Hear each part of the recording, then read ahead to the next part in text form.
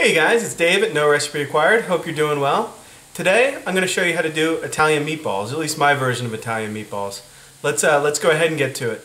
Hey guys, so Italian meatballs are made a whole bunch of different ways. I actually like mine to have a fair amount of vegetable in them. Their base is going to be pork and beef, but I also put in a shredded carrot, which I've just shredded up using the thin side of my cheese grater. I've got a full onion and 3 or 4 cloves of garlic chopped finely and put in here. And then I've got a whole package of baby spinach. Now, no problem just using a regular bunch of spinach. I generally go to the baby spinach just if I'm trying to save time. It's a little more convenient. What I'm going to do as a first step is soften all these vegetables off, sweat them down. Let's go ahead and do that. Okay guys, so I've got my pan on medium-high heat. I'm going to add some olive oil. I'm going to add my my onion, and I'm also going to add my carrot. Now I'm going to hit it with a little bit of salt, like we always do when we're sweating out some vegetables. Give it a good toss to coat in the oil, and just let these break down, let the onions become translucent and get kind of fully cooked. It's okay if they brown just slightly around the edges, but I'm not really looking for that brown caramelized flavor. I just want to get them nice and soft and release some of those flavors. At the last second, we're going to finish off the spinach and our vegetables will be done. Okay guys, so my onions and my carrot have all sweated down, nice and soft. And what I'm going to do now is just add in my spinach.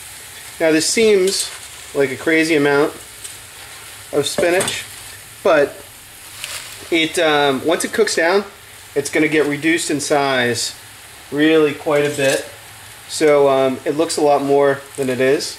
And you may want to add it, I'm actually going to take a little bit out, add it a little bit slowly and let it break down a little bit, and it'll just get a little bit easier to mix in.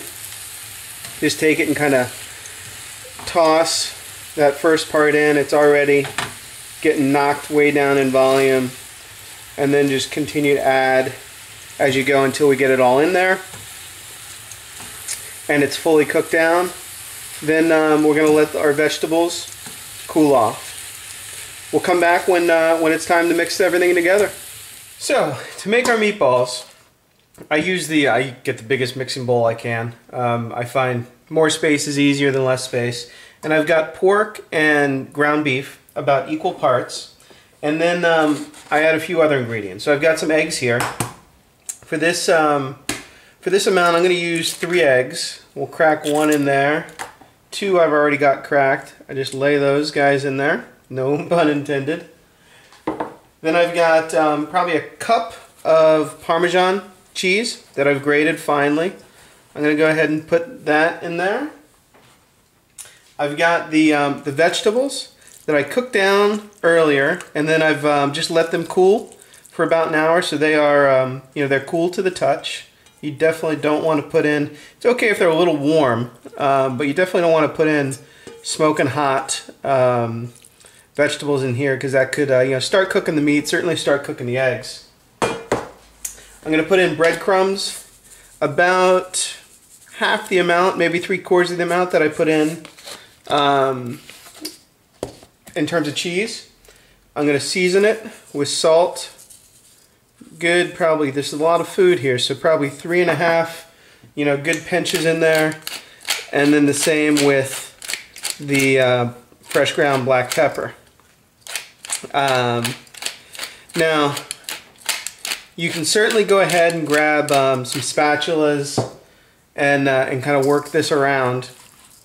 I find really the simplest and easiest thing to do is go in there and get in with your hands. And you want to make sure it's all mixed together very well, evenly distributed. And once we do get it mixed, what I always make sure we do, or I do, is do a little test meatball. The worst thing you really want to do is you go ahead and make, I don't know, this will make 20 or 30 meatballs. You cook them all off, and then you go and bite into your first one and you find it is under-seasoned, or it's a little bit tougher than you wanted. Obviously, that's no good. So once I get this kind of mixed together, I'm just going to go ahead and take, a little bit of the mixture and form, a tiny little meatball. And then I'll go ahead and cook this off in a frying pan and taste it. Adjust the seasoning if I want. Either add some salt and pepper for more flavor, or if you find it's a little tougher than you wanted, you can add some breadcrumbs, and that'll effectively make the meatball a little more tender. I'm going to go ahead, go through that process, and then we'll come back when we're ready to form our meatballs. All right, so I did my taste test on my meatball. I think they're fine. Like I said, if you wanted to, you could add a little more salt, a little more pepper. If they're tough, I would add maybe another egg and some more breadcrumbs. That will make them a little more tender. When it's time to roll, you can do a couple things. One, you make small meatballs, or you can make big meatballs. I kind of like them in that medium size, probably a little bit bigger than a golf ball. I take them, kind of roll them out into my hand, and then just have my, I've got a cutting board here. I'm just going to stack them all up, and then we'll cook them off. Now, you can certainly do what I just did, go through kind of one by one, and make them all. I find the assembly line technique works a lot faster. So I'll grab a spoon and just unformed, throw it right on the plate, and just kind of eyeball the size or the amount that you want. And then once you get, once you do a few of them, you'll be able to get a fairly uniform size. And then once I get those kind of laid out, then I'll come back around and just form them all at one time. Pick up, drop, pick up, drop, and so on down until I get them all done. And for me, this works. This lets me work a lot faster. Once we get all these cooked off, we're going to go through I like to go through a two-step. So here's an example. This one's a little bit light. No big deal. I just add a little bit more to make it roughly uniform or match the other guys. Once we get them done, we're going to go through a two-step process. I like to actually fry mine off in a frying pan and get the outside nice and crusty, and then I drop it into a bowl of tomato sauce, or a basic tomato sauce that I have on the stove right now, and let them poach and finish cooking in the red sauce. We'll come back when it's time to cook them off. Alright guys, so I've got my meatballs all rolled out and on my cutting board here.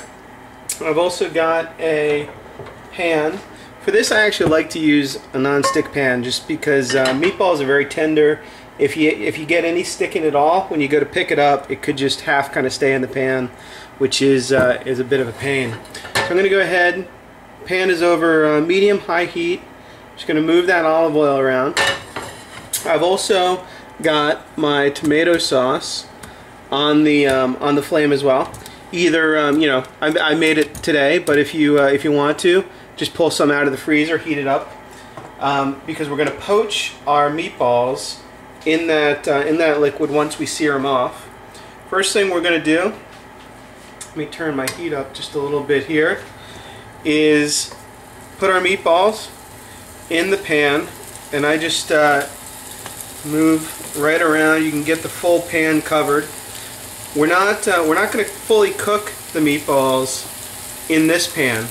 What I'm just looking to do is kind of get two sides of the meatball nicely seared, and a little bit of that brown color to make one, a nice little texture contrast between the outside of the meatball, which will have a little bit of firmness and bite to it, and the inside, which should be nice and creamy, and then to develop the flavor as well. So I'm going to go ahead, let these go for probably a minute. Is about all they're going to take. If we check that first one, you can see it's already starting to get a little bit brown there.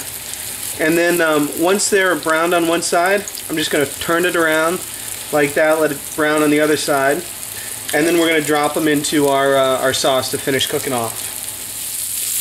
Alright guys, so our meatballs on two sides have now gotten nice and toasty brown.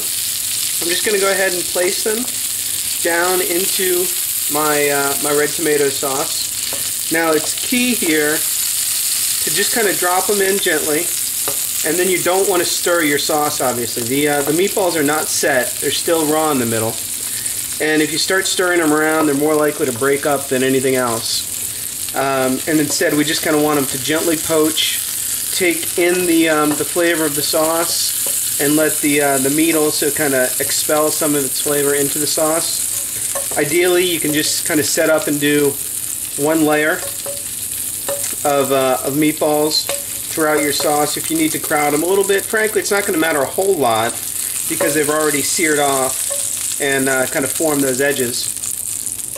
You can always, if you have another batch to do, you can always take some of your sauce out, put it in another bowl, and then do 2 batches at once. Those are going to take about 15 minutes to cook through or so, but I like to cook them on really low heat for probably half an hour, and then our sauce and meatballs will be done. Alright guys, so my meatballs have been poaching, like I said, for about half an hour, and they're going to be fully cooked through now.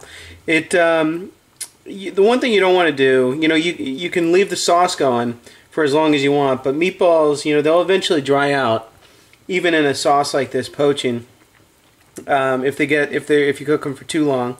So if you find you want to reduce the sauce some more, I'd pull the meatballs out. Otherwise, you're good to go. Those are Italian meatballs. I'll see you next time on No Recipe Required.